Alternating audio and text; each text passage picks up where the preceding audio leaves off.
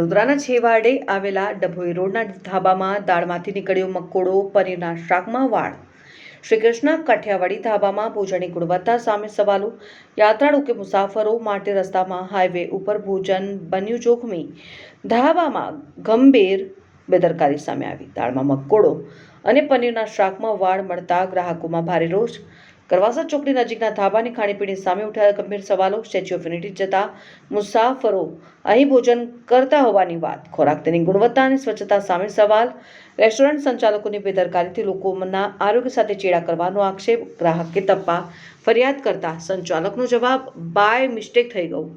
વડોદરામાં જીવાત અને વાળ મળ્યા બાદ આરોગ્ય વિભાગની કાર્યવાહી પર નજર। ધાબામાં ખોરાકની સ્વચ્છતા સામે સવાલ। હવે તંત્ર ક્યારે કરશે તપાસ?